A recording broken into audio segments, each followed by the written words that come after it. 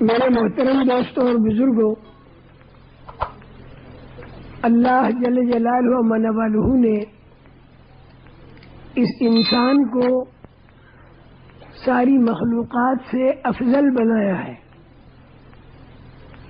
اور اس انسان کی اللہ تعالیٰ نے دو زندگیاں بنائی ہیں۔ ایک زندگی تو وہ ہے جو ماں کے پیٹ سے شروع ہوتی ہے اور موت پر جا کر ختم ہوتی ہے، اور دوسری زندگی وہ ہے جو موت کے بعد سے شروع ہوتی ہے اور وہ کبھی بھی ختم نہیں ہوتی۔ لیکن موت کے بعد والی زندگی ہماری نظروں سے غائب ہے، دکھائی نہیں دیتی، اور موت سے پہلے والی زندگی انسان کو دکھائی دیتی ہے۔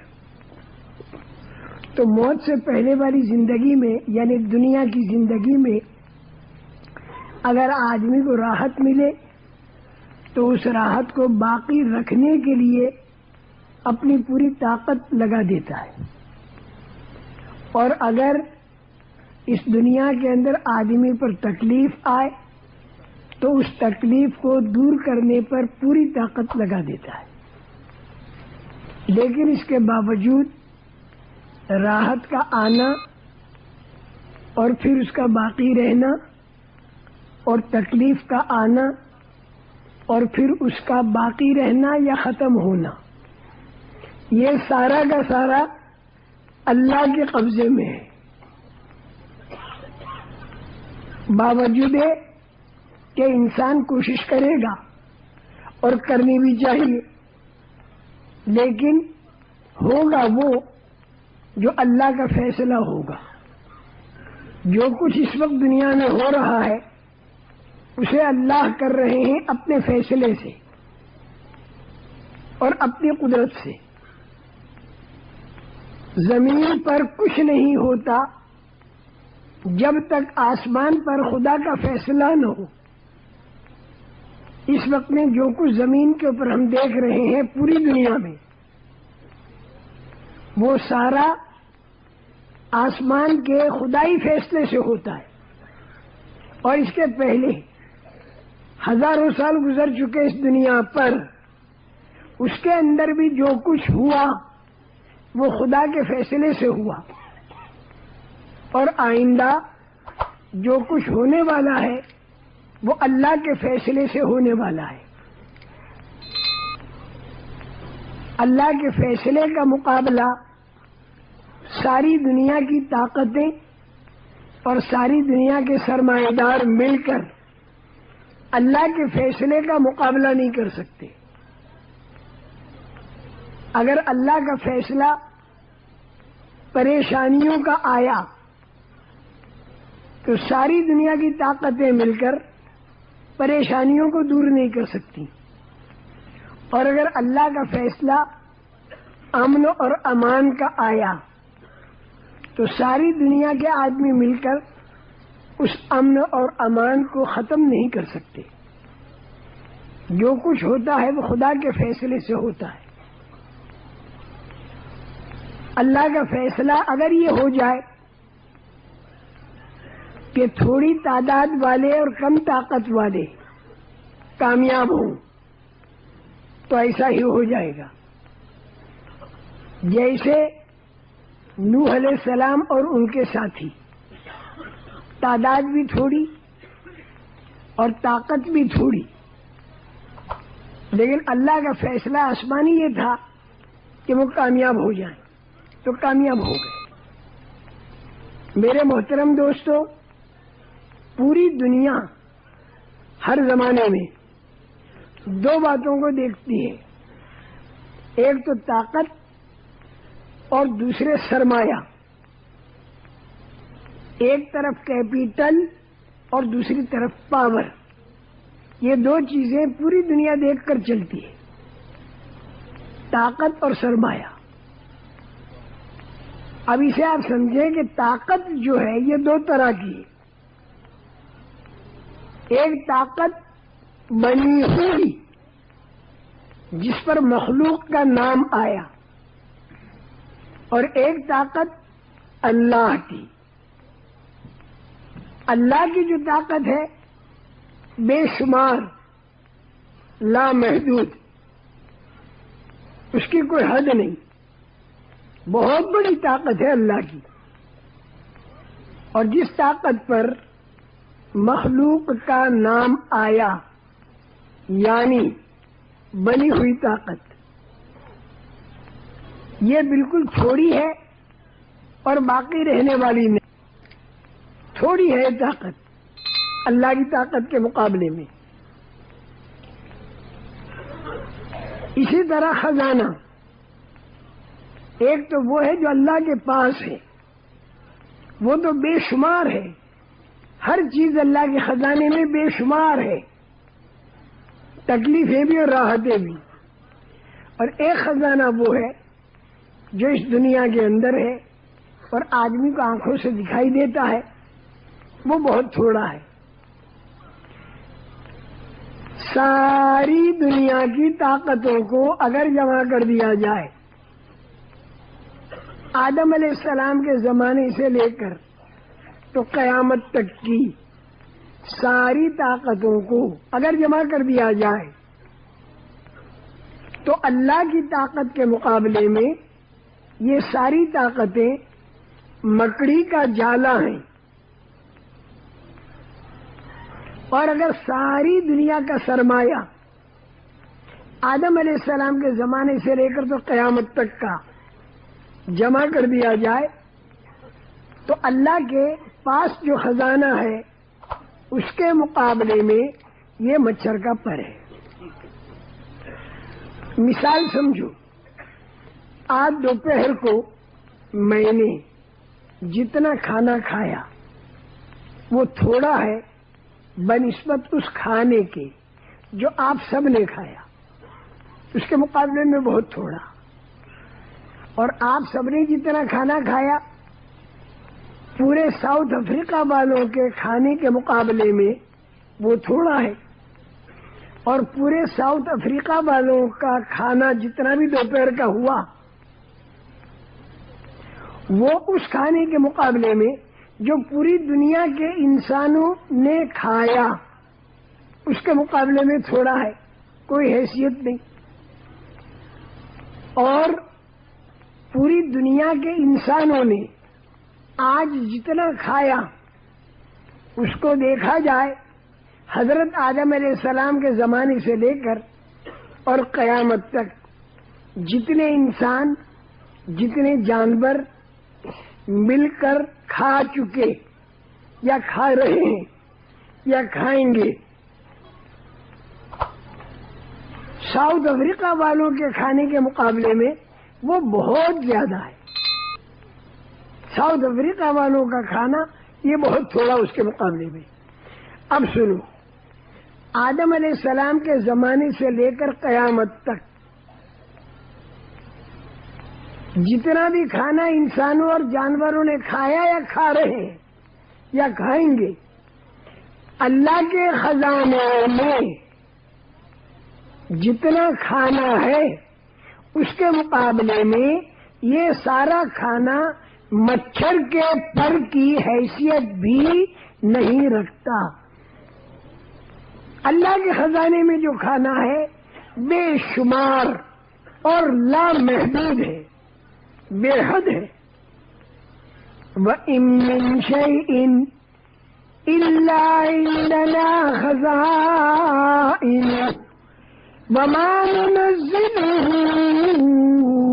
إِلَّا بِقَدَرٍ مَّعْلُومٍ. اللہ یہ کہتے ہیں کہ ہر چیز کے ہمارے پاس بے شمار خزانے ہیں، لیکن ہم اتارتے ہیں ایک معین مقدار کے ساتھ، اندازن نہیں اتارتے. ہے بے شمار اللہ کے خزانے میں، ہر چیز بے شمار. اس کا حساب لگانا ہو تو تھوڑا سا اندازہ لگا لو. اس وقت پوری دنیا میں اندازن 3 لاکھ بچے روزانہ پیدا ہوتے ہیں. 3 لاکھ بچے آج سے 3-4 سال پہلے روزانہ 2,16,000 بچے پیدا ہوتے تھے. کہ ابھی مہینے بھر کی خبر جو اندازے لگاتے ہیں 3 لاکھ بچے روزانہ پوری دنیا کے اندر پیدا ہوتے ہیں.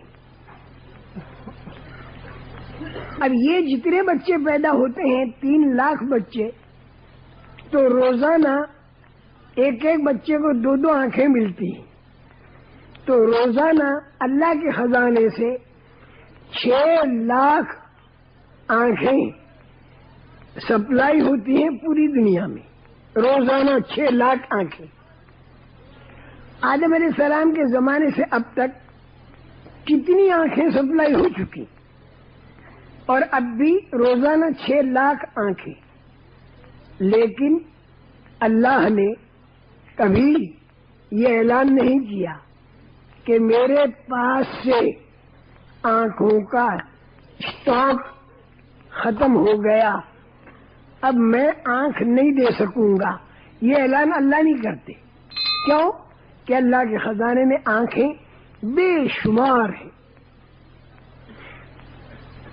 اسی طرح روزانہ 6 لاکھ کان، 6 لاکھ ہونٹ، اتنے ہی ہاتھ، اتنے ہی پیر، اتنے ہی گردے، اتنے ہی انتڑیاں روزانہ سپلائی ہو رہی. میرے محترم دوستو، اللہ نے ہم کو یہ ساری نشانیاں بتائیں کہ ہم اللہ کو پہچانیں کہ اللہ کتنا بڑا خزانے والا ہے. اللہ دکھائی نہیں دیتا، اس کے پاس جو خزانہ ہے وہ بھی دکھائی نہیں دیتا، اس کی ذات میں جو طاقت ہے وہ بھی دکھائی نہیں دیتی. اللہ چھپے ہوئے، ان کے پاس والا خزانہ چھپا ہوا، اور ان کی ذات میں جو طاقت ہے وہ چھپی ہوئی. اے اللہ، جب تو بھی چھپا ہوا، جب تیری طاقت بھی چھپی ہوئی، جب تیرے خزانے بھی چھپے ہوئے، ہم کو تو دکھائی نہیں دیتا. تو خود کہہ رہا ہے، اللہ خود کہہ رہا ہے، لا تدرکہ الابصار وہو یدرک الابصار وہو اللطیف الخبیر. یہ آنکھیں اللہ کو نہیں دیکھ سکتی اس دنیا کے اندر. حضرت موسیٰ علیہ السلام جیسے جلیل القدر نبی اللہ کو اس دنیا میں دیکھنا چاہا، نہیں دیکھ سکے. اور اللہ سب کو دیکھتے. اللہ کا دیکھنا اتنا کمال والا، تو سب کو دیکھتے ہیں. کون کہاں پر ہے؟ کالے پتھر پر، 7ویں زمین پر، کالے پتھر پر کالی چونٹی اگر چلتی ہے تو اس کو بھی دیکھتے ہیں، اور اس کے چلنے کی آواز کو بھی سنتے ہیں. دیکھنا اور سننا اللہ کا اتنا کمال والا، اور قدرت اللہ کی اتنی کمال والی کہ اس چونٹی کو بھی اللہ روزے پہنچاتے. قدرت اللہ کی اتنی کمال والی، اور خزانہ اللہ کا کمال والا. اور اللہ کہتے ہیں کہ تمہیں اللہ دکھائی نہیں دیں گے، نہ ان کی طاقت، نہ ان کے چھپے خزانے، یہ کچھ دکھائی نہیں دیتا. تو سوال یہ پیدا ہوتا ہے کہ اللہ میاں، جب آپ ہم کو دکھائی نہیں دیتے تو پھر ہم آپ کو پہچانے کیسے؟ دنیا میں آپ نے ہم کو بھیجا تاکہ ہم آپ کو پہچانے.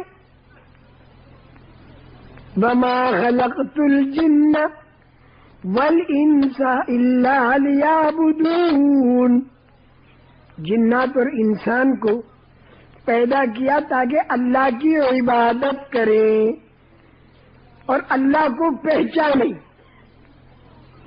تو اللہ کیسے پہچانے؟ آپ دکھائی تو دیتے رہی.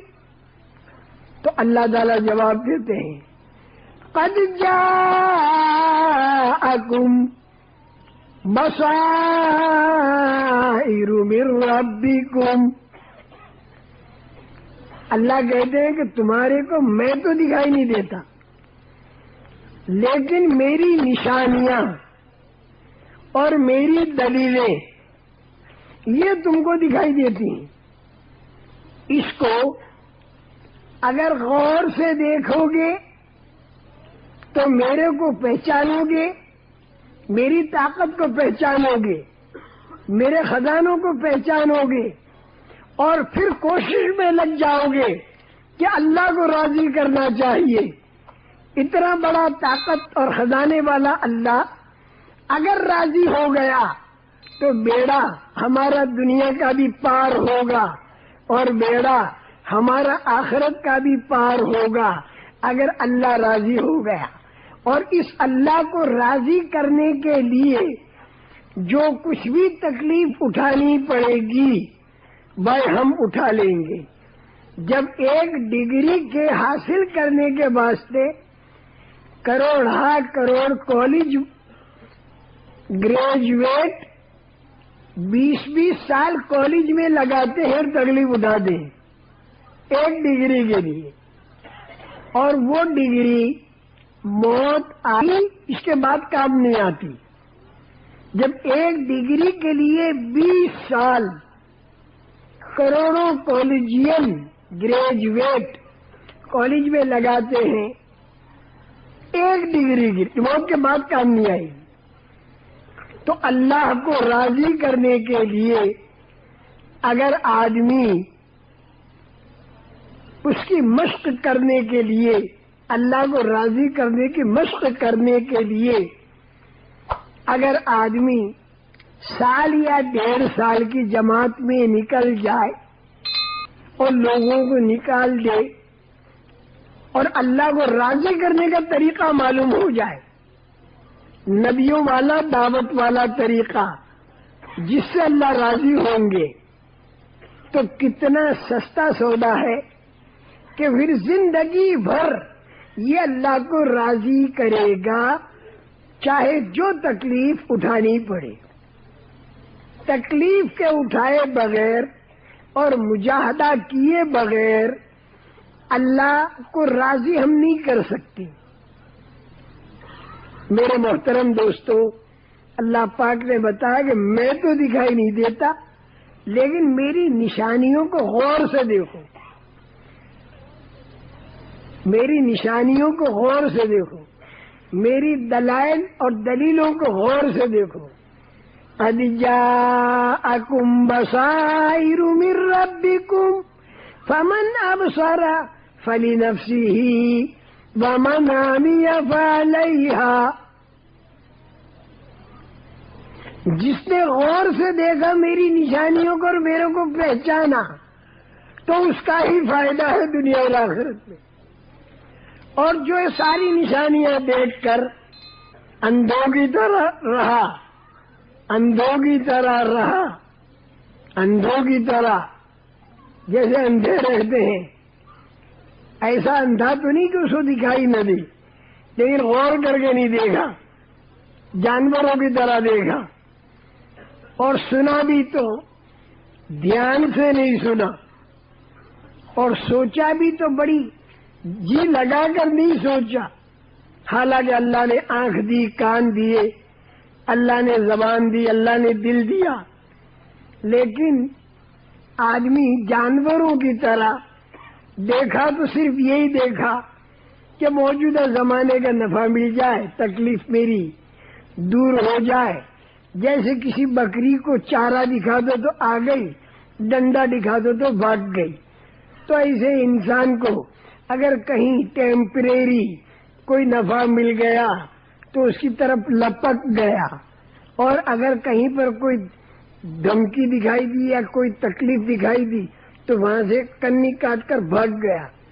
تو اللہ میاں کہتے ہیں کہ یہ کیا انسان ہے، موجودہ زمانے کا ٹیمپریری نفع اور نقصان دیکھنے والا، جس کو یہ نہیں معلوم کہ آگے جا کر کتنا نفع مل سکتا ہے اگر اللہ کی بات کو مانوں گا اور آگے جا کر کتنا نقصان ہوگا میرے کو اگر میں اللہ کی بات کو نہ مانوں گا، اس پر آدمی غور نہ کرے تو کیا انسان ہے؟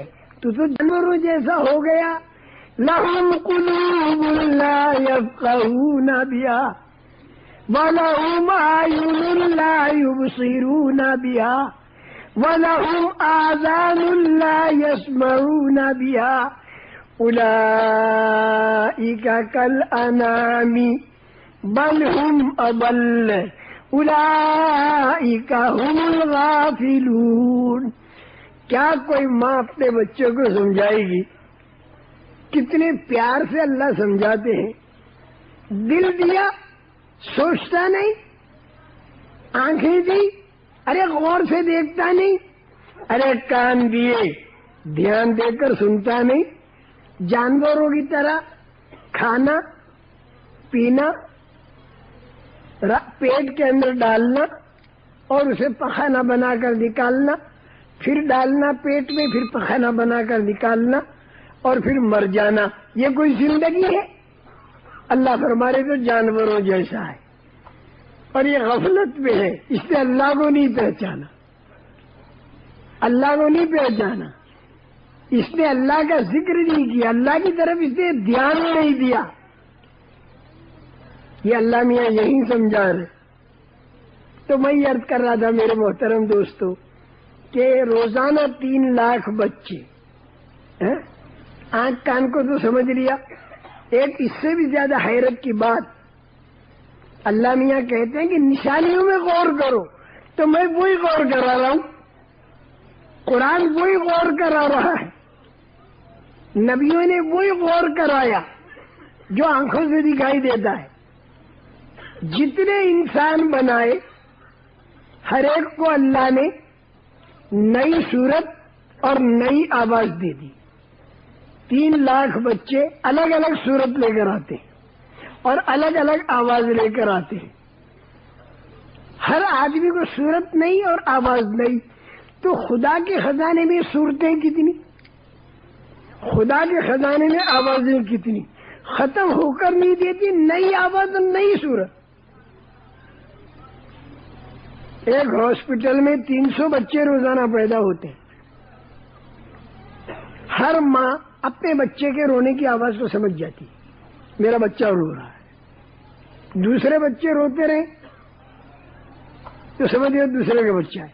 اپنا بچہ رہے تو فوراً اٹھے گی.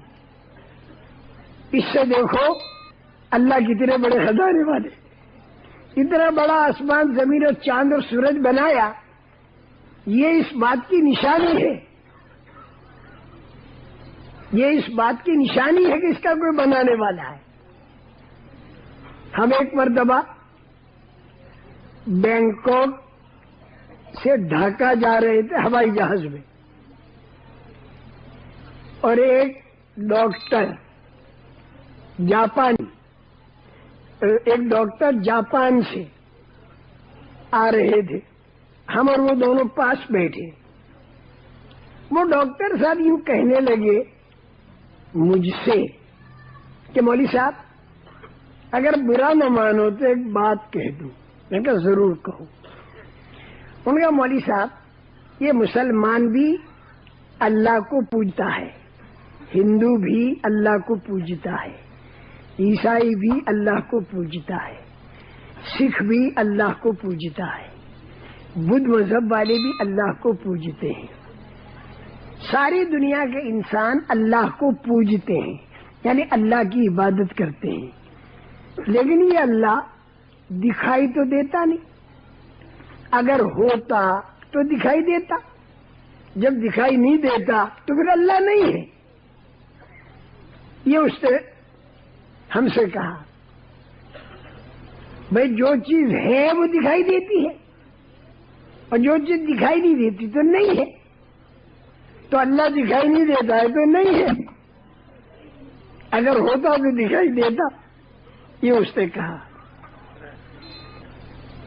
ہم نے عرض کیا ڈاکٹر صاحب سے کہ ڈاکٹر صاحب دیکھو آپ حضرات کو پوری دنیا میں جا کے اللہ کی طرف لوگوں کو بلانا ہے.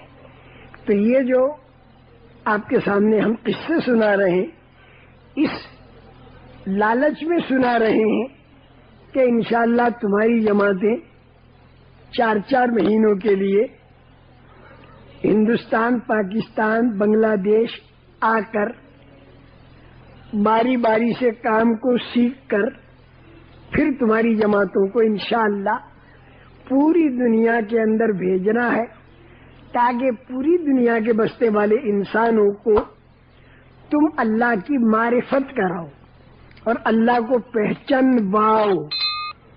لیکن یہ مشکل ہوگا جب تک ہم خود اللہ کو نہ پہچان دیں، اور پہچاننے کا طریقہ ہی یہ ہے کہ بار بار اللہ کا بولنا، بار بار اللہ کا سننا۔ جتنا ہم کریں گے گھروں کے اندر، تعلیم میں، مسجد وار جماعت میں، 3 دن کی جماعت میں، 10 دن چلے کی جماعت میں، ملکوں میں جا جا کر اپنی مجلسی گفتگو میں جتنا ہم اللہ کو بولیں گے، اللہ کو سنیں گے، تو اتنا ہم اللہ کو پہچانیں گے۔ تو خیر انہوں نے یہ کہا کہ اللہ دکھائی نہیں دیتا، لہذا نہیں ہے۔ ہم نے کہا ڈاکٹر صاحب ایک بات کو دھیان سے سن لو، دنیا میں بہت سی چیزیں ہیں جس کو بغیر دیکھے ساری دنیا کے آدمی مانتے ہیں اور آپ بھی مانتے ہیں بغیر دیکھے۔ ان کا اچھا، میں نے کہا جی، تو مجھے سمجھاؤ گے؟ میں نے کہا ابھی سمجھاؤں گا، لیکن میری ایک بات کو ذہن میں لے لو اور میری ایک شرط کو یاد رکھ لو، اس کے مت بھولنا۔ ان کا وہ کیا؟ میں نے کہا میں نہیں بتاتا، پہلے تم وعدہ کرو، میں ایک شرط لگاتا ہوں، بغیر دیکھے کوئی چیز مانی جائے، اس کے لیے کیا شرط ہے؟ خوب طلب پیدا کی، اسے کہا مولوی صاحب جلدی بتاؤ نا، وہ شرط کیا ہے؟ میں نے کہا وہ شرط یہ ہے، بغیر دیکھے جو چیز مانی جاتی ہے وہ چیز تو دکھائی نہیں دیتی، لیکن اس کی نشانی دکھائی دیتی ہے۔ وہ نشانی کو دیکھ کر پھر وہ چیز کو مانتا ہے۔ آپ کو تو ہم نے ڈائریکٹ قرآن کی آیت پڑھ کے سنا دی، کیونکہ آپ کے اندر استعداد ہے، اس میں نہیں تھی، اس کے لیے ہمیں ذرا زمین ہموار کرنی پڑی۔ بغیر دیکھے جو چیز مانی جاتی ہے اس میں شرط ہے کہ اس کی نشانی ہو، نشانی دکھائی دیتی ہے، اس سے وہ چیز بغیر دیکھے مانی جاتی ہے۔ ان کا اچھی بات ہے، میں نہیں بھولوں گا۔ میں نے کہا اب دیکھو ڈاکٹر صاحب ہم سب بیٹھے ہیں، ہم سب کے اندر عقل ہے یا نہیں؟ عقل ہے یا نہیں؟ ان کا ہے۔ مانتے ہو عقل ہے؟ ان کا ہے۔ میں نے کہا دکھاؤ کہاں ہے؟ تو وہ سوچ میں پڑ گئے، ان کا مولوی صاحب دکھا تو نہیں سکتا۔ میں نے کہا بغیر دیکھے آپ نے عقل کو مانا، لیکن نشانی سے مانا۔ اور نشانی کیا ہے کہ بھئی سارے کے سارے بھائی ڈنگ کا کام کر رہے ہیں، ڈنگ کا کام کر رہے ہیں، یہ نشانی ہے کہ عقل ہے۔ اگر آدمی میں عقل نہیں ہوتی تو پھر آدمی کپڑے پھاڑتا ہے، گالیاں دیتا ہے، پتھر مارتا ہے۔ یہ عقل ہے، اس لیے ایسے بے ڈھنگے کام نہیں کرتا۔ میں نے کہا اس نشانی سے آپ نے عقل کو مانا، بغیر دیکھے مانا۔ ان کا اتنی بات تو میری سمجھ میں آ گئی۔ انشاءاللہ آپ کو کام آئیں گے یہ باتیں، اس لیے میں کہہ رہا ہوں۔ میں نے کہا دوسری چیز لے لو، ہم جتنے یہاں بیٹھے ہیں ہم سب کے اندر روح موجود ہے، روح جان موجود ہے کہ نہیں؟ ان کا ہے۔ ہم سب کے اندر روح ہے، ان کا ہے۔ تو میں نے کہا روح آپ دکھا سکتے ہو؟ کسی کی روح دکھا سکتے ہو؟ ان کا نہیں۔ تو میں نے کہا روح کو بغیر دیکھے مانا؟ ان کا مانا۔ میں نے کہا نشانی سے مانا۔ نشانی کیا ہے یہ سب آدمی دیکھتے ہیں، سنتے ہیں، کھاتے ہیں، پیتے ہیں. یہ نشانی ہے کہ ان میں روح ہے. اگر روح نکلی ہوئی ہوتی تو لاش پڑی ہوتی. اس نشانی سے آپ نے روح کو مانا، دیکھ کر نہیں مانا. یہ بات بھی ٹھیک ہے. میں نے کہا تیسری مثال لے دو. جنگل بیابان میں بہت بڑھیا قسم کا مکان آپ نے بنا ہوا دیکھا. مکان کو دیکھتے ہی آپ کے ذہن میں یہ بات آئے گی کہ اس کا کوئی بنانے والا ہے، اس کا کوئی بنانے والا ہے. حالانکہ آپ نے اس بنانے والے کو نہیں دیکھا. کالا ہے، گورا ہے، لمبا ہے، چھوٹے قد کا، نہیں دیکھا. لیکن بغیر دیکھے آپ نے مانا کہ اس مکان کا کوئی بنانے والا ہے. کیوں؟ کہ یہ مکان نشانی ہے اس بات کی کہ اس کا کوئی بنانے والا ہے. پھر آپ نے اس کے اوپر کا پتھر دیکھا تو آپ کو معلوم ہوا کہ 500 سال پہلے وہ بنانے والا بنا کے پھر مر گیا. ان کا مولوی صاحب یہ بھی مان لیا، مکان کے بنانے والے کو بغیر دیکھے مانا، کیونکہ مکان نشانی ہے. یہ جو نشانی کہتا ہے نا، اس کو قرآن جو ہے وہ آیات کہتا ہے. قرآن میں جب تم سنو آیات تو بعض جگہ اس کے ترجمہ ہوتا ہے نشانی. تم عربی تو نہیں پڑھو گے، لیکن جب بھی تم قرآن پڑھو گے آیات یہ پڑھو نا تو پھڑک جانا ان کے یا اللہ نے کوئی نشانی بتائی.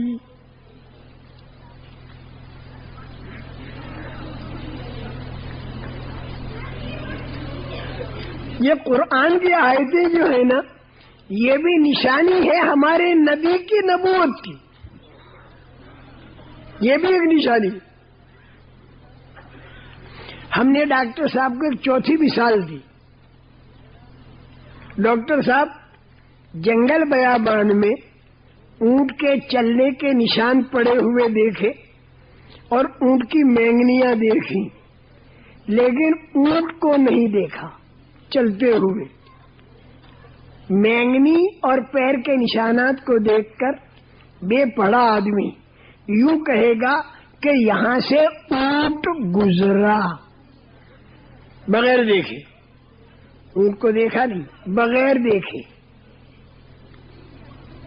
ڈاکٹر صاحب نے کہا مولوی صاحب یہ بات بھی سمجھ میں آ رہی ہے کہ مینگنی اور پیر کا نشان یہ نشانی ہے کہ اونٹ گزرا اور بغیر دیکھے اسے مانا. تو میں نے کہا ڈاکٹر صاحب جب ایک مینگنی کی نشانی سے اونٹ کو مانا بغیر دیکھے تو کیا اتنا بڑا آسمان، اتنی بڑی زمین، چاند اور سورج، کیا یہ اس بات کی نشانی نہیں ہے کہ اس کا کوئی بنانے والا ہے؟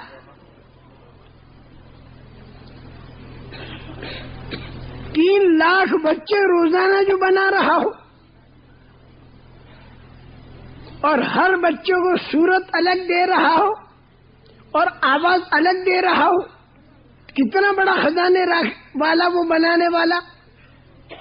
بس یہ میں نے ایک آیت سامنے رکھ کر بات کی. وہ آیت تو تمہارے سامنے میں کہہ کو نہیں پڑھوں گا. تمہارے ہم تو اللہ کے فضل و کرم سے کلمے والے ہیں، مسلمان ہیں. وَمِنْ آيَاتِهِ خَلْقُ السَّمَاوَاتِ وَالْأَرْضِ وَاخْتِلَافُ أَلْسِنَتِكُمْ وَأَلْوَانِكُمْ إِنَّ فِي ذَلِكَ لَآيَاتٍ لِلْعَالِمِينَ. اللہ کی نشانیوں میں سے زمین اور آسمان کا پیدا کرنا، اور اللہ کی نشانیوں میں سے ہر ایک کا صورت الگ اور لہجہ الگ اور آواز الگ دینا، یہ اللہ کی نشانیوں میں سے. اسی وقت اگر کوئی آ کے اس اسٹیج پر کھڑا ہو کے اور سارے مجمع کو دیکھے تو ہیں تو سب کی 2 آنکھیں اور 2 کان 2 ہونٹ، لیکن چہرہ صورت ہر ایک کی الگ، اور بولنا شروع کر تو آواز ہر ایک کی الگ. تو خدا کے خزانے میں آوازیں کتنی، اور خدا کے خزانے میں صورتیں کتنی، اور روزانہ نئی نئی آوازیں نئی نئی صورتیں دے رہا ہے اور قیامت تک دے گا. یہ نشانی ہے اس بات کی، لیکن سمجھے گا کون؟ جو ذرا غور کرے. یہ ہے غور کرنے کی چیز، یہ ہے سوچنے کی چیزیں. یہ سوچا کریں ہم اللہ کو پہچانیں گے. اور ایک طرف رسول کریم صلی اللہ علیہ وسلم کی رہبری، ایک طرف قرآن پاک کی رہبری، یہ ساری رہبریاں مل کر اگر ہم نے اللہ کو پہچان لیا اور اللہ کا تعلق ہمیں اس دنیا کے اندر مل گیا تو بیڑا ہمارا پار ہے. انشاءاللہ بیڑا ہمارا پار ہے. یہ تو میں نے اللہ میاں کے خزانے کی طرف اشارہ کیا. ایک گٹھلی زمین کے اندر ڈالو آم کی صحیح ترتیب سے تو پورا درخت تیار ہو کے نکلتا ہے، اور ہر سال سینکڑوں آم اس میں آتے ہیں. تو گٹھلی کے اندر اللہ نے سینکڑوں آم چھپا رکھے، پھر ہر آم کے اندر ایک گٹھلی، ہر گٹھلی میں پھر پورا درخت. صدیوں تک کروڑوں باغیچے تیار ہوں گے. وہ اللہ نے کہاں چھپائے؟ ایک گٹھلی میں. اور یہ کروڑوں باغیچے آم کے کہاں سے آئیں گے؟ اللہ کے خزانے سے. اور چھپائے کہاں؟ ایک گٹھلی کے اندر. مرد اور عورت ملے، منی کے 2 قطرے جمع ہوئے عورت کے پیٹ کے اندر، رحم کے اندر، اور حمل ٹھہرا. اب قدرت اللہ کی دیکھو. یہ تو میں نے خزانے بتائے، اب قدرت بتانا چاہتا ہوں. ہم قدرت بھی جانے اللہ کی. اللہ کیسے قدرت والے؟ اس انسان کو ماں کے پیٹ کے اندر بنایا، تنگ جگہ پر اور اندھیرے کے اندر. انسان جو بنا، ماں کا پیٹ تنگ جگہ اور اس کے اندر اندھیرا. اندھیرے میں تنگ جگہ میں اللہ نے اس انسان کو بنایا. انسان جب کوئی چیز بناتا ہے تو کھلے میدان میں بناتا ہے اور اجالے میں بناتا ہے، لیکن اللہ نے اس کو اندھیرے میں بنایا اور تنگ جگہ پر بنایا. اللہ بنایا. سبحان تیری قدرت. یہ 5.25 فٹ کا انسان ماں کے پیٹ سے جب آیا، یعنی ہم سب، تو ایک بارش کا تھا، اور ماں کے پیٹ کے اندر چند انگل کا تھا، چند انگل کا. اور اس کے پہلے منی کے 2 قطروں میں تھا. اور یہ انسان منی کے 2 قطروں سے پہلے غذا اور خوراک میں تھا. اور یہ انسان غذا اور خوراک سے پہلے کروڑوں میل کے ایٹمز کے اندر بکھرا ہوا تھا، ذرات کے اندر بکھرا ہوا تھا. سورج کی کرنوں میں یہ انسان کہاں تھا؟ غذا اور خوراک سے پہلے یہ انسان کہاں پھیلا ہوا تھا؟ سورج کی کرنوں میں، ہوا کی لہروں میں، بارش کے قطروں میں، چاند کی روشنی میں، ستاروں کی تاثیر میں، زمین کے ایٹمز اور ذروں میں، اور کھاد جانو چھو نہیں؟ کھاد جانتے ہو کہ نہیں؟ کیا کہتے ہیں؟ کہہ دو ذرا. فرٹیلائزر. میں کھاد کہوں تو سمجھ جانا جو انہوں نے کہا. کھاد کی گندگی میں کروڑوں میل کے ذرات میں یہ انسان بکھرا ہوا تھا، پھیلا ہوا. اور اس وقت بہت سے انسان اور جانور فضا کے اندر لائن میں لگے ہوئے ہیں. لائن میں سانپ اور بچھو اور گھوڑے اور گدھے اور انسان سب لائن میں ہیں، لائن میں لگ رہے ہیں. ہم بھی لائن میں تھے. پھر اللہ میاں نے غذا اور خوراک بنائی، مرد عورت نے کھائی، پھر اللہ نے بدن کا نظام چلایا، اندر اللہ نے پھر منی بنائی، دونوں مرد عورت ملے، حلال طریقے سے ملے تو، حرام طریقے سے ملے تو، بعض مرتبہ ٹھہر جاتا ہے حمل، اور حمل جب ٹھہر گیا تو چند انگل کا بچہ 4 مہینے کے اندر بنا، چند انگل کا بچہ ماں کے پیٹ میں اندھیری جگہ پر تنگ کوٹھڑی میں۔ میں خدا کی قدرت بتا رہا ہوں، خدا کی قدرت دکھائی نہیں دیتی لیکن اس کی نشانیاں بتا رہا ہوں۔ اور چند انگل کا جو انسان بنا اس کے اندر اللہ نے کیا بنایا؟ آنکھ، کان، زبان، ہاتھ، پیر، دل، دماغ، اوجڑی، کلیجی، تلی، پھیپھڑا، گردہ، مثانہ، ہنسلی، پسلی، کوہنی، ہتھیلی، اس کے اندر کی نشانیاں، 5 انگلیاں، 3 پوروے، 1 ناخن، اور دانت کی سیٹ بنائی، دانت ایک بھی نہیں بنایا۔ چند انگل کے انسان میں اللہ نے یہ سب کچھ بنایا۔ کتنا بڑا طاقت رکھنے والا ہمارا اللہ، کتنا بڑا طاقت رکھنے والا ہمارا اللہ۔ اور یہ اللہ صرف ہمارا نہیں ہے، یہ اللہ سب کا ہے، یہ اللہ سب کا ہے، مسلمانوں کا بھی ہے، ہندوؤں کا بھی ہے، کرسچنوں کا بھی ہے، اور جو اللہ کو نہیں مانتے ان کا بھی اللہ ہے۔ یہ سب کا اللہ ہے، یہ سب کا اللہ ہے۔ اور کتنا بڑا، کیسی اس کی طاقت، کیسا اللہ نے بنایا۔ اور پھر یہ انسان جب اس چند انگل کا بنا تو یہ بچہ بالکل بیکار ہے جب تک اس میں جان نہ ڈالی جائے۔ اب جب اللہ میاں جان ڈالنے کا ارادہ فرماتے ہیں کہ روح جو ہے یہ دکھائی نہیں دیتی، تو اللہ میاں ایک فرشتہ بھیجتے ہیں، وہ آ کے روح ڈالتا ہے۔ تو بھیجنے والے اللہ دکھائی نہیں دیتے، روح کا لانے والا فرشتہ دکھائی نہیں دیتا، آنے والی روح یہ بھی دکھائی نہیں دیتی، لیکن اللہ نے ڈال دی۔ اور وہ روح ڈال کر فرشتے سے کہہ دیا کہ کچھ باتیں لکھ دو، اس بچے کے لیے کچھ باتیں لکھ دو۔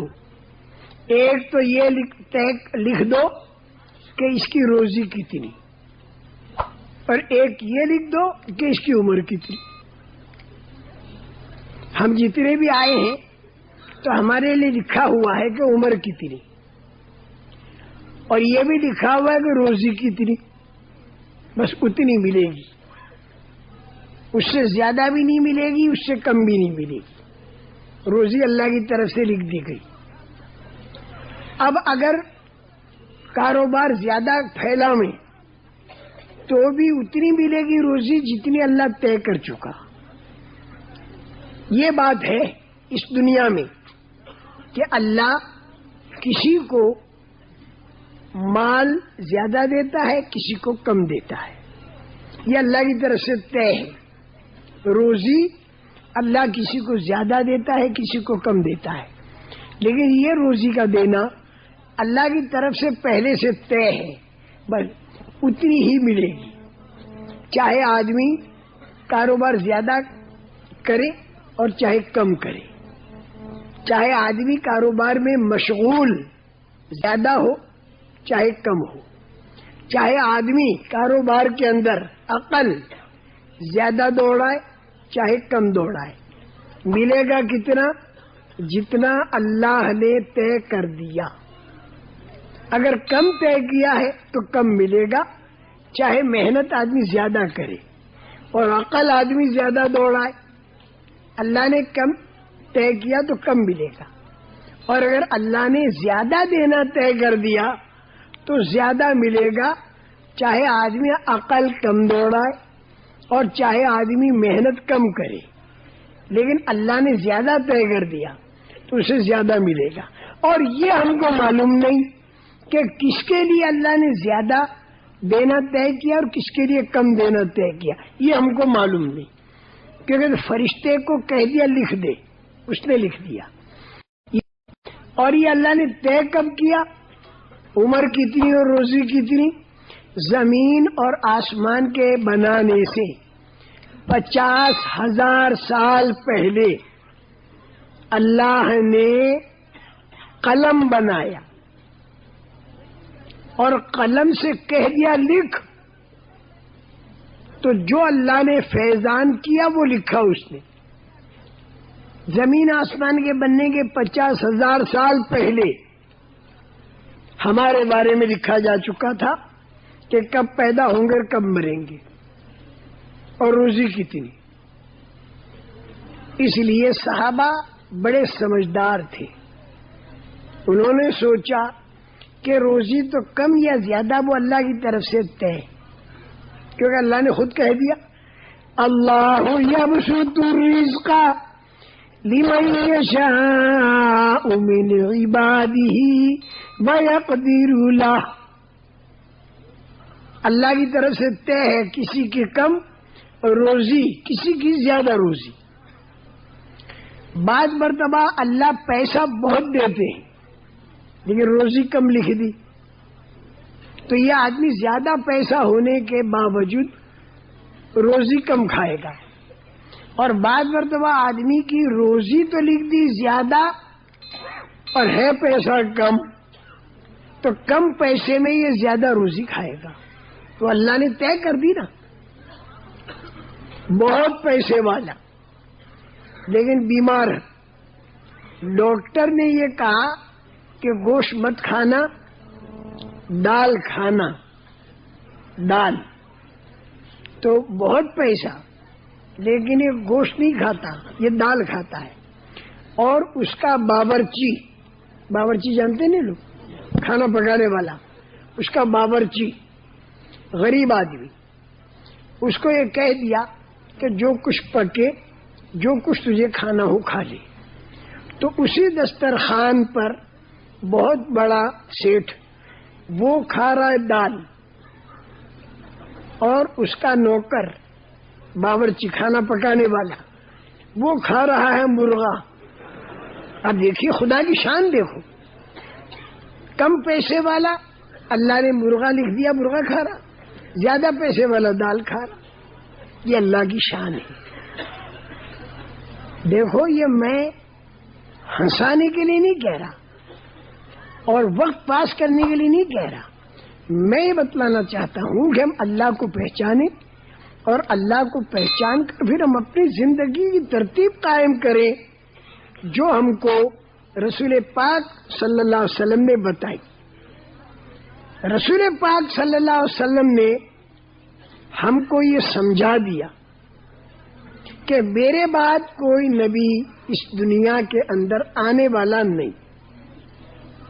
رسول پاک صلی اللہ علیہ وسلم کے بعد کوئی نبی نہیں آئے گا. اب یہ نبیوں والا جو کام ہے یہ اس امت کے حوالے ہو گیا. یہ امت نبی، اب دیکھیے میں اللہ کی طاقت، اللہ کے خزانے یہ سمجھا کر اور اس کے بعد پھر میں اپنی بات کو کہاں لے جا رہا ہوں؟ پیارے نبی صلی اللہ علیہ وسلم کی بات کو سمجھانے کے لیے. دعوت کے اندر ذہن کا بنانا ہوتا ہے، ذہن بنایا جائے. ڈانٹ پھٹکار سے کام نہیں چلے گا، ذہن بنایا جائے. 4 مہینہ جماعت میں گزارا، آپ کا ذہن بن گیا، آپ کے ذہن میں بات آ گئی کہ مجھے شریعت کے مطابق زندگی بسر کرنی چاہیے، اللہ کے حکم اور نبی کریم صلی اللہ علیہ وسلم کے طریقے کے مطابق مجھے زندگی بسر کرنی چاہیے. یہ آپ کا ذہن بن گیا، الحمدللہ. لیکن اب آپ جب گھر پر آئیں گے، کاروبار پر آئیں گے، تو پھر آپ اپنے اس ذہن کے حساب سے یہ چاہیں گے کہ گھر والے بھی دین والے بن جائیں، کیونکہ دیندار سے اللہ راضی ہو کر ہمیشہ کی جنت پہ داخل کریں گے. اور بے دین سے اللہ ناراض ہو کر اسے جہنم میں داخل کریں گے۔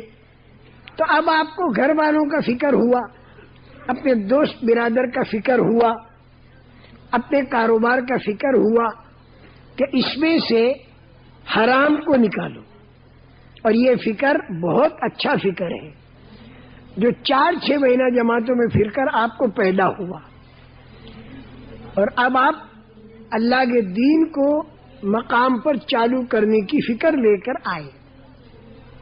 لیکن دین کو جو گھروں میں اور کاروبار میں چالو کرنا ہوگا تو اس کے اندر حکمت سے آپ کو کام لینا پڑے گا، حکمت سے۔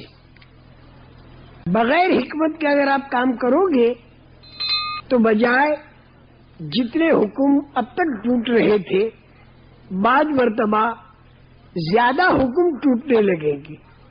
اگر بغیر حکمت کے اگر حکم کو پورا کرانا چاہا تو اب تک ایک حکم ٹوٹ رہا تھا اور آپ نے حکمت سے کام نہیں لیا بلکہ زور سے کام لیا، آ کر بیوی کو بھی ڈانٹا، اولاد کو ڈانٹا، پارٹنر جو لوگ تھے ان کے اوپر بھی آپ لوگ خفا ہو گئے۔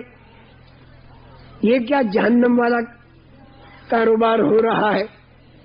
اس طریقے سے آپ نے بغیر حکمت کے بات کی، نبیوں کے طریقے پر نہیں کی۔ نبیوں کا طریقہ کیا؟ پہلے ذہن بناؤ، پہلے ذہن بناؤ، اسی کا نام دعوت ہے۔ ذہن کے بنانے کا نام ہی دعوت ہے۔ اور ذہن بنانے میں 3 باتوں کا ذہن بناؤ زیادہ، اس کے بعد پھر تفصیل ہے۔ ایک تو اللہ کی عظمت، دوسرے رسول کریم صلی اللہ علیہ وسلم کے طریقے کے اندر ہی کامیابی ہے، اگر وہ طریقہ چھوٹا تو ناکامی، یہ دوسرا ذہن۔ اور تیسرا ذہن آخرت کا بنانا کہ کامیابی اور ناکامی کا جو اصل میدان وہ آخرت ہے۔ دنیا کے اندر کی تکلیف وہ موت پر ختم، اور دنیا کے اندر کی نعمت اور راحت یہ بھی موت پر ختم۔ لیکن مرنے کے بعد اگر کوئی تکلیف آئی تو وہ لمبی مدت چلے گی، اور اگر راحت آئی تو وہ ہمیشہ چلے گی، اور بغیر ایمان کے اگر مرا تو بھی تکلیف ہمیشہ کے لیے چلے گی۔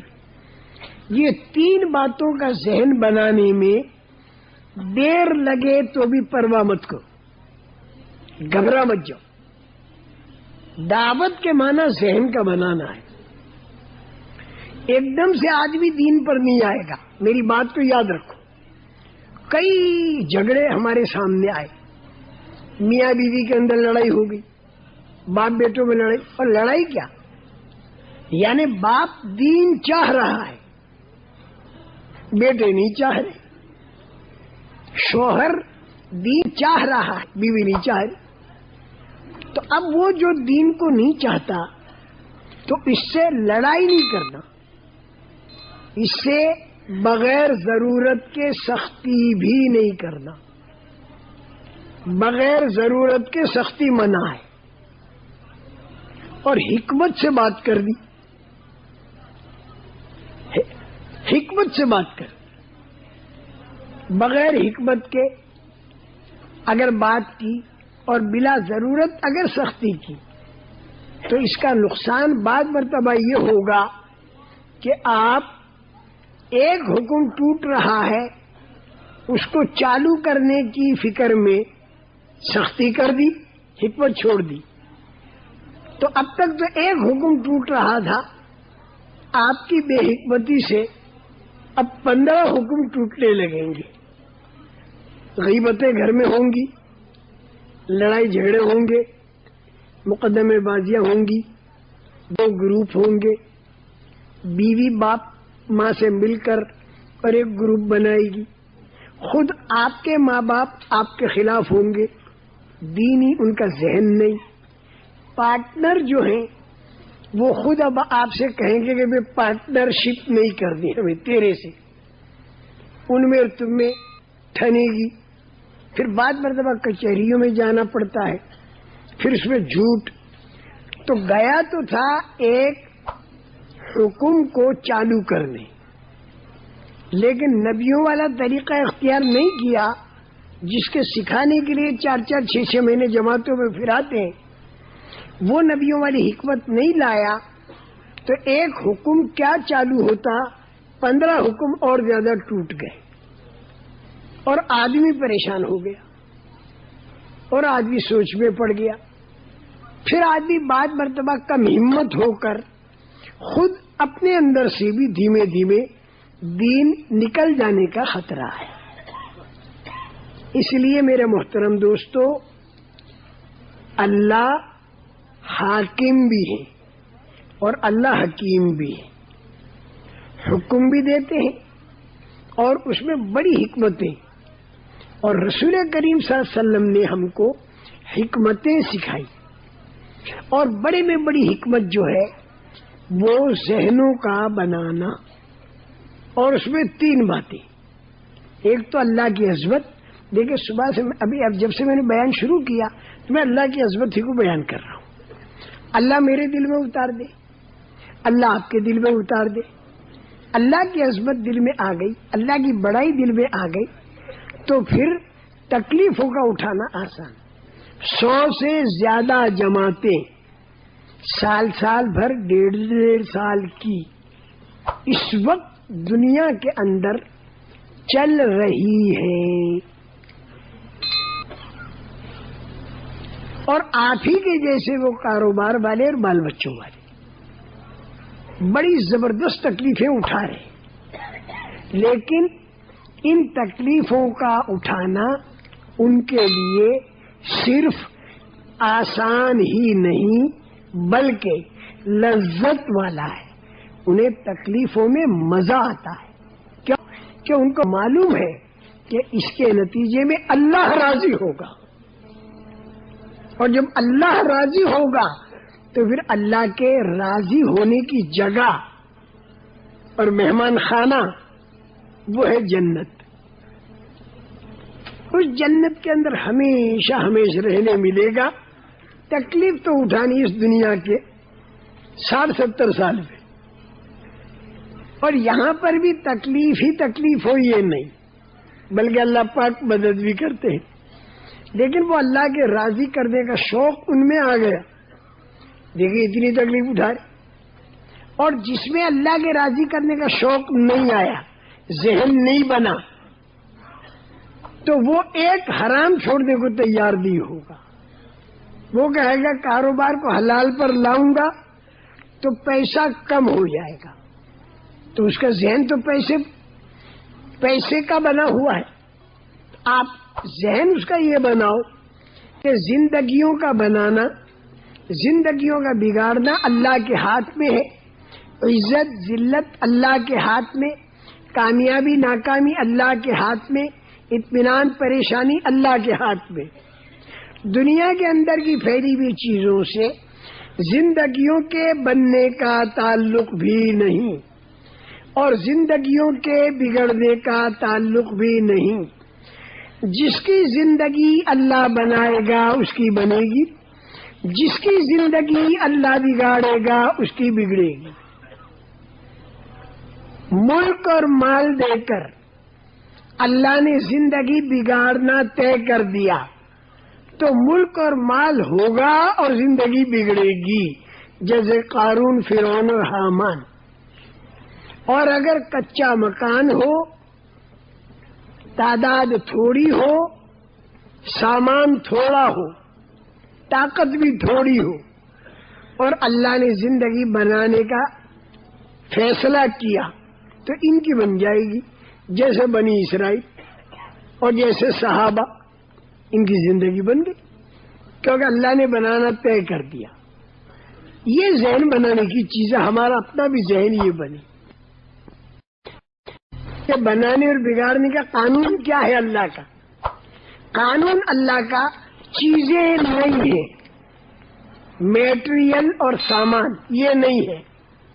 خدا کا قانون یہ نہیں کہ تمہارے ہاتھ میں میٹریل چیزوں کو ہی کہتے ہیں نا، تمہارے ہاتھ میں میٹریل اور چیزیں زیادہ ہوں گی تو میں تمہاری زندگی بنا دوں گا. یہ خدا کا قانون نہیں. میٹریل اور چیزیں تمہارے پاس کم ہوں گی تو میں زندگی اجاڑ دوں گا. یہ خدا کا قانون نہیں. خدا کا قانون کیا ہے؟ خدا کا قانون یہ ہے کہ تیری زندگی میں بناؤں گا اگر تیرا عمل بنا ہوا ہو اور تیرے اندر ایمان کی طاقت ہو اور تو دیندار ہو تو پھر میں تیری زندگی بنا دوں گا. اگر مالدار ہے تو بھی بنا دوں گا. اس سے بھی مت گھبرانا کہ ہم مالدار ہیں. تمہیں قارون بھی مالدار تھا، تمہیں مالداروں کی زندگی قارون کی طرح اجڑے گی. بالکل نہیں، بالکل نہیں. سلیمان علیہ السلام کے پاس بھی تو مال تھا، داؤد علیہ السلام کے پاس بھی ملک اور مال تھا، ان کی تو بنی.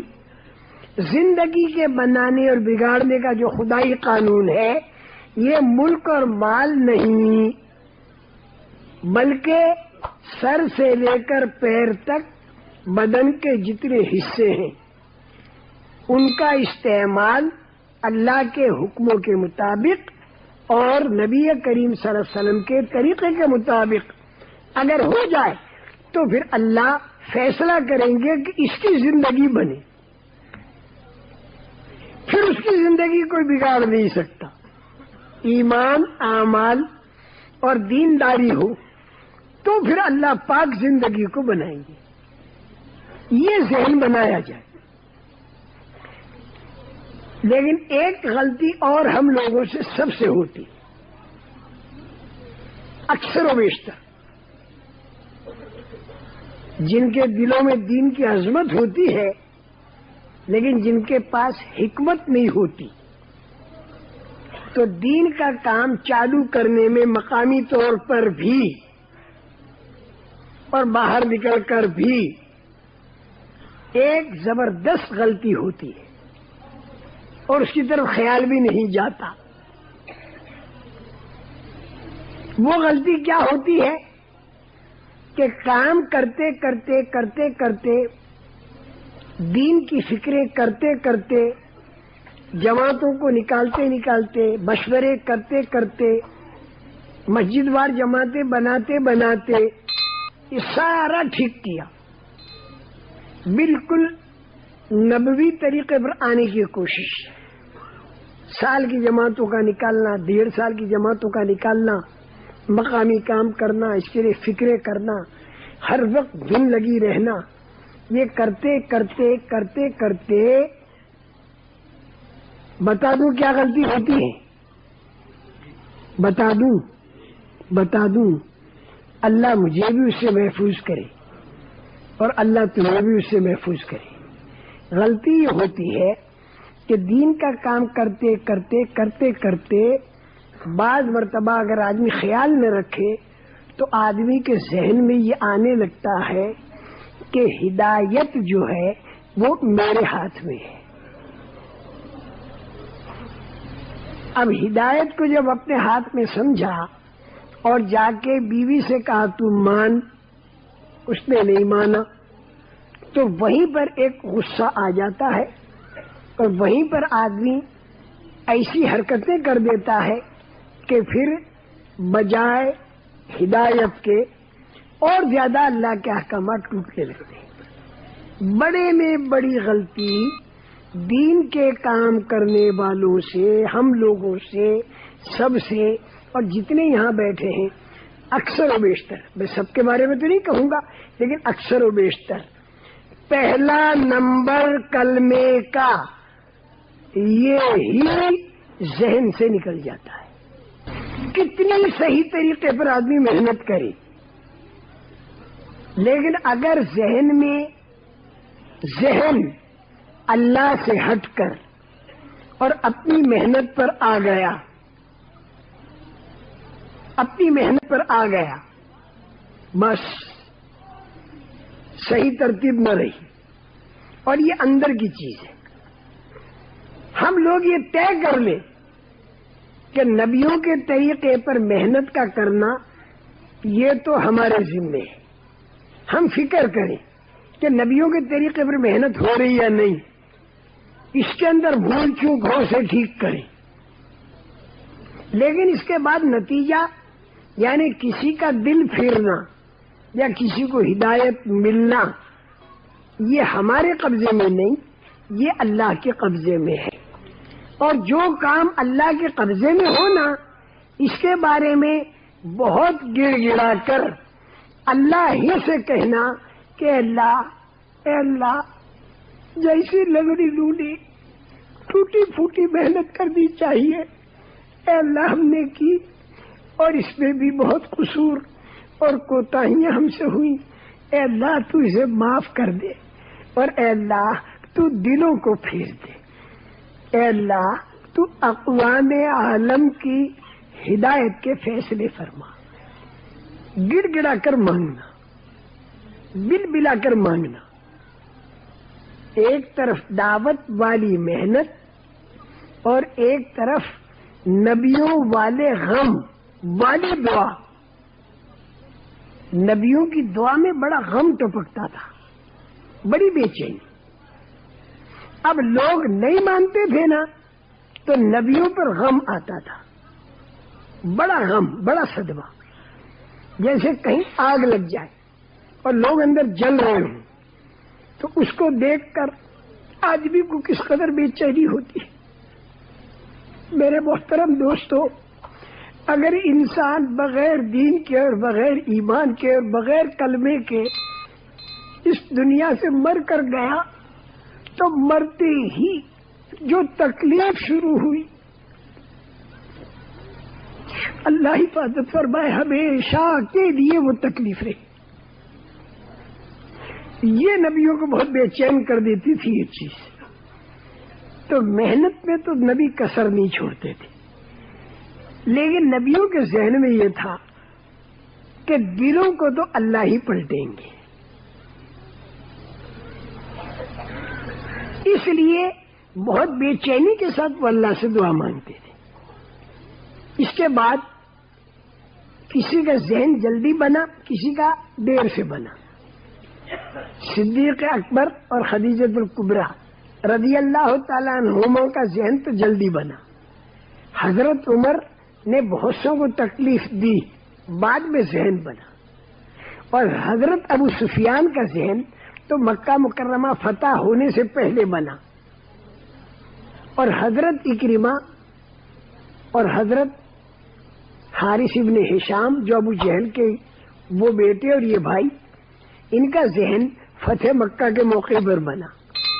اور ابو لہب اور ابو طالب ان کا ذہن موت تک نہیں بنا، حالانکہ نبی محنت کرنے والے نبیوں کے سردار ہیں، ذہن بنانے کے پورا کام کیا، لیکن بھائی ان کو ہدایت نہیں ملی. ان کو اس ہدایت کے نہ ملنے پر بے چینی، بے قراری، گڑ گڑانا، اللہ کے سامنے بل بلانا، تل بلانا، تس مسانا، گرم گرم آنسوؤں کا بہانا، ٹھنڈی ٹھنڈی آہوں کا بھرنا، یہ جب ساتھ میں ملے گا بس پھر اللہ خوش ہو جائے گا کہ میرا بندہ اپنی سی کر رہا ہے اور رو رہا ہے. تو پھر اللہ خوش ہو کر امید ہے کہ ہم کو پہنچا دے دین تک، اور پھر دین کو اٹھواویں ہمارے ہاتھوں اور پھیلا دیں پوری دنیا میں. کریں گے تو وہی جیسے ایک 5-6 سال کا آپ کا بچہ اور آپ نے اس سے کہا وہ پتھر ہے نا، وہ بیٹا اسے اٹھاؤ. 6-7 سال کا بچہ ہے یا 3-4 سال کا لو، اب وہ اٹھا، اس پتھر کی طرف چلا، گرا، گھٹنے اس کے چھل گئے، رویا، پھر گھسٹ رہا، پھر رو رہا، پھر چل رہا، رو رہا. اب ماں باپ نے دیکھا، بڑا رحم آیا. رحم آنے کے بعد پھر کیا کریں گے؟ اس بچے کو اٹھاتے ہیں، اٹھا کر اس بچے کو اس پتھر تک پہنچاتے ہیں اور پتھر پر اس کا ہاتھ لگواتے ہیں، اور پھر یہی ماں باپ اس پتھر کو یوں اٹھاتے ہیں. دیکھو میرے بچے نے پتھر اٹھا دیا، دیکھو میرے بچے نے پتھر اٹھا دیا. حالانکہ ماں باپ نے اٹھایا، پہنچایا بھی وہاں، اٹھایا بھی انہوں نے۔ بالکل اسی طرح ہم لوگ اپنی سی محنت کریں، جیسی بتائی گئی اس کی کوشش کریں۔ اور یہ محنت نبیوں والی یہ 4 مہینے کے لیے صرف نہیں ہے، سال 1.5 سال کے لیے صرف نہیں ہے، بلکہ یہ محنت پوری زندگی کے لیے اللہ کے پیارے نبی صلی اللہ علیہ وسلم ہمارے حوالے کر گئے۔ پوری زندگی یہ محنت ہمیں کرنی ہے، گھبرا جانا مت اس سے۔ ہمارے اس جملے سے آپ گھبرا بالکل مت جائیے کہ جب پوری زندگی ہم دعوت والا کام کریں گے تو پھر ہمارے بال بچوں کا کیا ہوگا، اور ہمارے کاروبار کا اور گھروں کا اور بیویوں کا کیا ہوگا۔ اس سے بالکل نہ گھبرائیں۔ کیوں کہ رسول کریم صلی اللہ علیہ وسلم والے کام کو اگر آپ نے اور ہم نے اپنا کام بنایا تو اس کے معنی یہ نہیں ہوں گے کہ ہم دنیا بالکل چھوڑ دیں گے۔ اگر کوئی آدمی ان اسباب کو جن کے بارے میں اللہ نے ضروری بتا دیا اگر چھوڑ کر دین کا کام کرے گا تو اس کو ترقی بالکل نہیں ہوگی، بلکہ بعض مرتبہ وہ نیچے اتر آئے گا۔ جن اسباب کو اللہ نے ضروری بتایا ان اسباب کو ہم چھوڑیں گے تو یہ ٹھیک نہیں ہوگا، اس میں تو لگنا ہوگا۔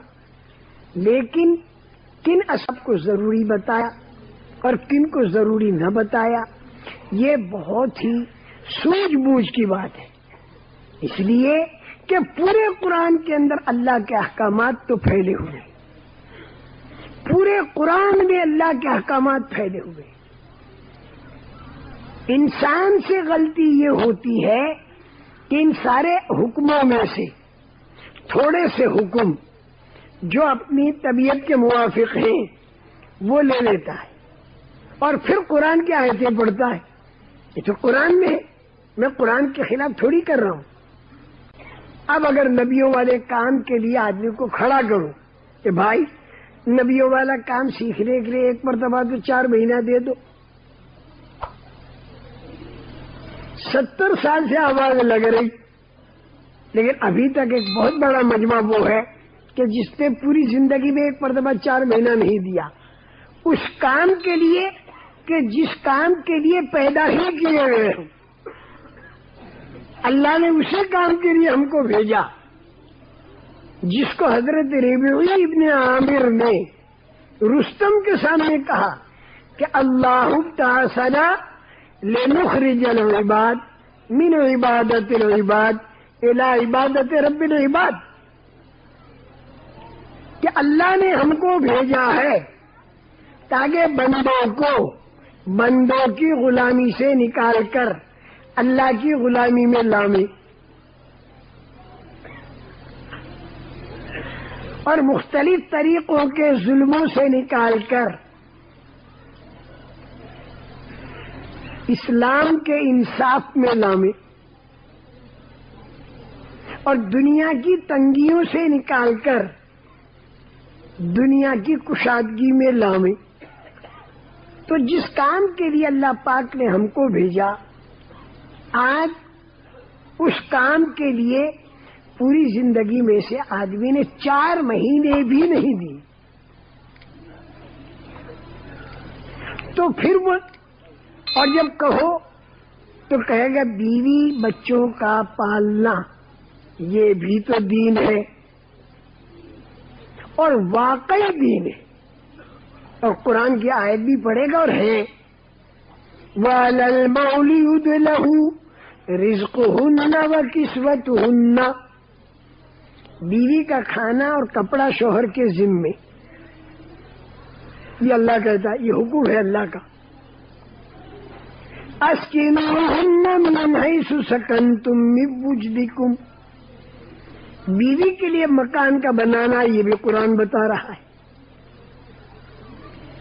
لیکن اس کے ساتھ جاہدوا بأموالکم وانفسکم فی سبیل اللہ، اپنی جان اپنا مال لگا کر اللہ کو راضی کرنے کے لیے دین کی محنت کرو، یہ بھی تو اللہ ہی کہہ رہا ہے، وہ حکم بھی ہے یہ حکم بھی ہے۔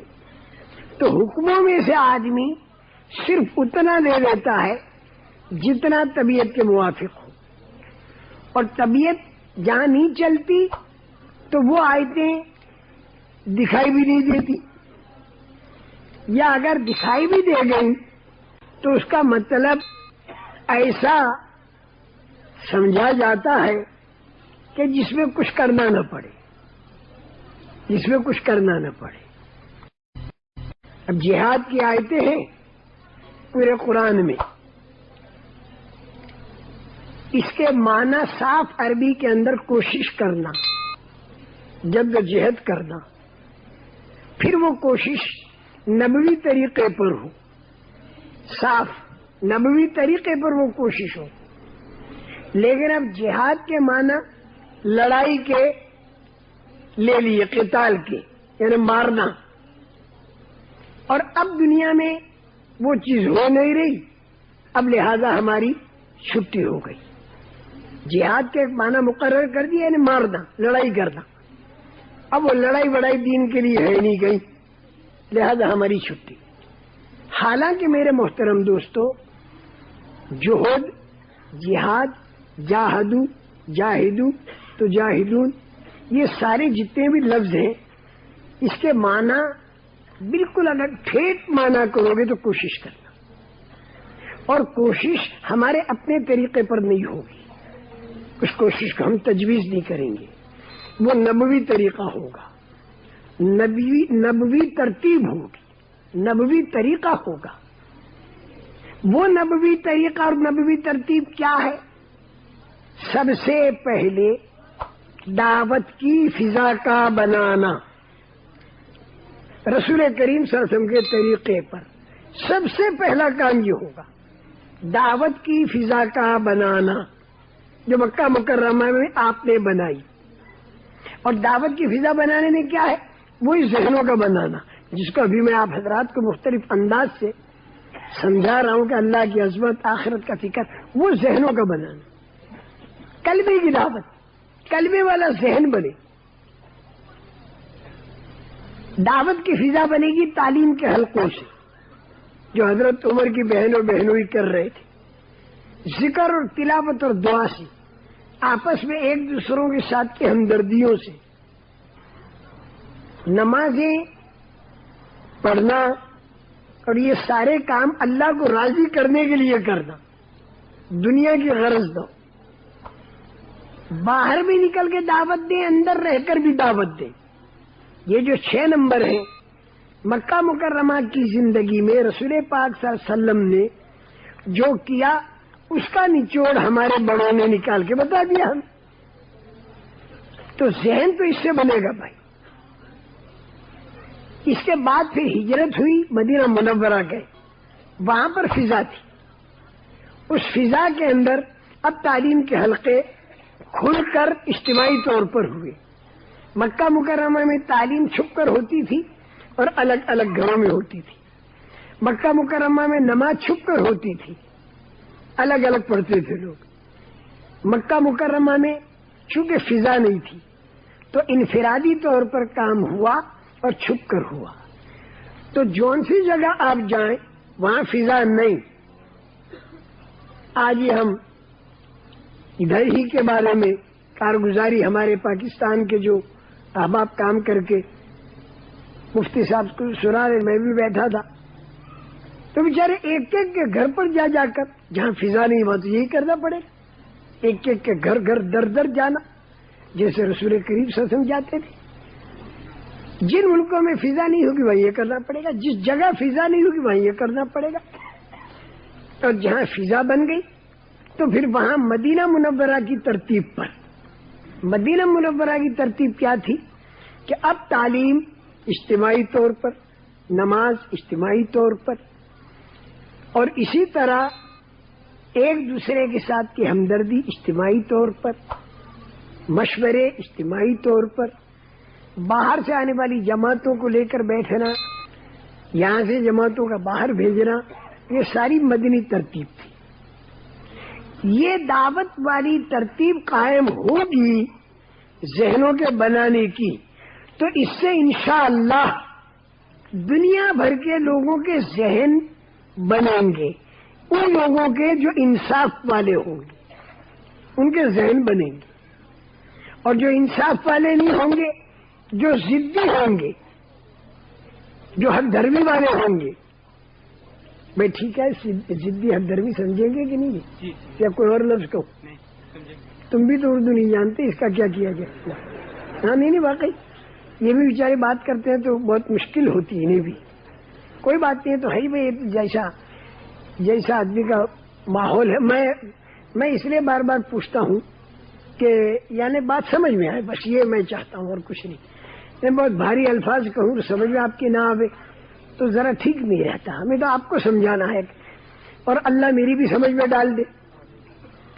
جو لوگ انصاف والے جب دیکھیں گے نبی پاک صلی اللہ علیہ وسلم والی ترتیب کو تو وہ ایمان پر آ جائیں گے، لیکن جو لوگ ضدی ہیں اور حق دھرمی کرنے والے ہیں تو وہ لوگ سمجھ میں آئے گا پھر بھی نہیں مانیں گے، بلکہ وہ رکاوٹ ڈالیں گے۔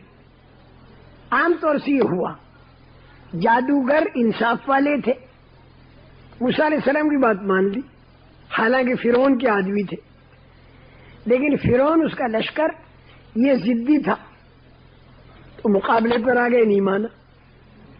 تو جب فضا بن جائے، ذہن بنانے والی بات پوری ہو جائے اور لوگ دیکھ بھی لیں، پھر بھی انصاف والے تو مانیں گے اور بغیر انصاف والے رکاوٹ ڈالیں گے، اور جب بغیر انصاف والے رکاوٹ ڈالیں گے تو پھر اللہ بڑے طاقت والے ہیں۔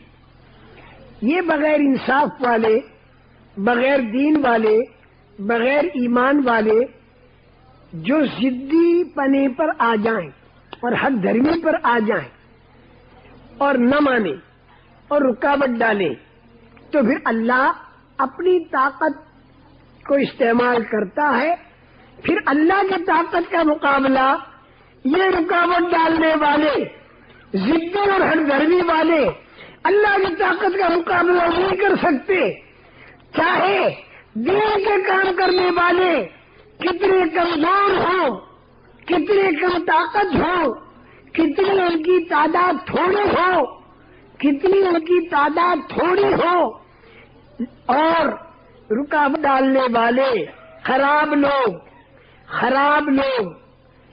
چاہے کتنی طاقت رکھتے ہو اور کتنا سرمایہ رکھتے ہو، لیکن جب اللہ کی طاقت دین کے کام کرنے والے کمزوروں کی مدد میں آ گئی اور بے دین لوگ اور خراب لوگ ان کی پکڑ پر جب اللہ کی طاقت آ گئی، تو یہ دین والے کمزور اللہ کی مدد سے چلیں گے، اور بغیر دین والے خراب آدمی باوجود اپنی طاقت کے جب اللہ کی مار پڑے گی تو اللہ کی مار کا مقابلہ نہیں کر سکیں گے۔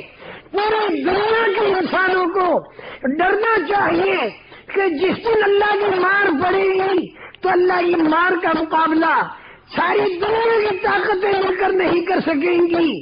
اگر وہ خرابیوں پر رہی، اور اگر وہ بے ایمانیوں پر رہی، اور اگر وہ غلط طریقے پر رہی، تو انہیں خدا سے ڈرنا چاہیے۔ ہر نبی نے کہا انی لکم نذیر مبین، میں تم کو اللہ سے کھلم کھلا ڈرانے والا ہوں۔ یہاں پر ڈھیلے ڈھول نہیں بجانے چاہیے، اللہ کی طاقت سے ڈرانے کی ضرورت ہے۔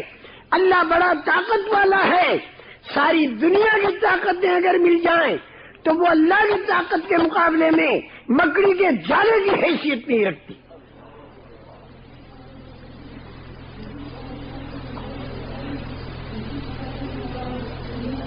پوری دنیا پر رہن ہے کہ پوری دنیا اللہ کی طاقت سے ڈرنے لگی اور اللہ کی پکڑ سے ڈرنے لگی،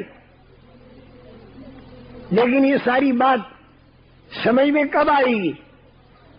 جب یہ ایمان والے، جب یہ کلمے والے، جب یہ دین والے باوجود اپنی بے کسی اور بے بسی کے نبوی طریقے پر دعوت کی فضا بنانی اور 5 باتوں کی فضا بنانی. 5 باتیں ہمیں سیکھنی ہیں، باہر نکل کر بھی اور مقامی کام کر کے بھی ہمیں 5 باتیں سیکھنی ہیں. یہ 5 باتیں ہمیں زندگی میں لانی ہیں، اپنی زندگیوں میں لانی ہے عملی طور پر. یہ 5 باتیں یہ گنوا دیتا ہوں صرف. ایک تو ایمانیات کی لائن، جس کو میں اب تک بیان میں کہتا رہا، جس میں اللہ کی طاقت، جس میں اللہ کا خزانہ، اللہ کی ذات، اللہ کی صفات، پورے بیان میں اسی کو میں بولتا رہا. ایک تو ایمانیات، اور دوسری چیز ہے عبادات. عبادات اس میں نماز، سب سے اہم عبادت نماز. پوری کوشش کہ ہر مسلمان نمازی بن جائے، بے نمازی کوئی نہ رہے. اس کے ساتھ روزہ، زکوٰۃ اور حج. زکوٰۃ اور حج جن جن پر جو جو فرض ہوتا جائے وہ کرتا رہے، لیکن وہ زکوٰۃ اور حج جاندار ہو. جاندار ہو جائے گا جب ایمان کے اندر طاقت آئے گی، پھر وہ جاندار ہوگا. تو ایک طرف ایمانیات لائن کہ چہرہ دیکھ کر یہ سمجھ میں آئے دنیا والوں کے کہ یہ کسی سے نہیں ڈرتا، یہ اللہ سے ڈرتا ہے. فلا تخافوهم وخافون، مت ڈرو ان سے، اللہ سے ڈرو. جو اللہ سے ڈرے گا وہ کسی سے نہیں ڈرے گا. فلا تخشوهم واخشونی، مت ڈرو کسی سے، اللہ سے ڈرو. تو چہرہ دیکھ کر سمجھ میں آئے گا ان کی. اس کے دل میں اگر ڈر ہو تو اللہ کا ہے، اس کے دل کے اندر امید ہے تو اللہ سے. یہ ایمانیات ہوتی تو ہے اندر، لیکن چہروں کے اوپر اس کا نور معلوم ہوتا ہے. اتقوا فراست المؤمن فإنه ينظر بنور اللہ. مومن کی جو سوجھ بوجھ ہے، اس سے ذرا ڈرتے رہیو، وہ اللہ کے دیے ہوئے نور سے دیکھا کرتا ہے. وہ ایمان کی طاقت جب آئے گی تو انشاءاللہ دیکھنے والے لوگ تمہارا چہرہ دیکھیں گے اور ان کے اندر ایمان آئے گا. بات کیے بغیر، بات کرو گے تو اور ایمان بڑھے گا. چہرہ دیکھ کر ایمان بڑھے گا. تم کو کھاتا دیکھیں گے نا، کھاتا، تو تمہارے کھانے میں وہ جو نبوی ترتیب ہوگی اس کو دیکھ کر لوگوں کے اندر ایمان آئے گا. سوتا ہوا بھی اگر دیکھیں گے اور تمہارے چہرے پر جو نبیوں والا ایک غم ہوگا، ایک درد ہوگا، سوتا ہوئے بھی دیکھیں گے تو انشاءاللہ انہیں اللہ کا تعلق ملے گا. ہمیں تو رسول پاک صلی اللہ علیہ وسلم ایسی پاکیزہ زندگی. تو ایک تو ایمانیات کی لائن، دوسرے عبادات کی لائن، اور تیسری معاشرت یعنی رہن سہن یعنی کلچر. یہ تیسری لائن ہے، وہ نبوی طریقے پر آ جائے. اور چوتھے معاملات یعنی لین دین، کاروباری لائن، یہ نبوی طریقے پر آ جائے. یہ 4 چیزیں ہوئی: ایمانیات، عبادات، معاشرت یعنی رہن سہن، کلچر. ٹھیک ہے نا، کلچر.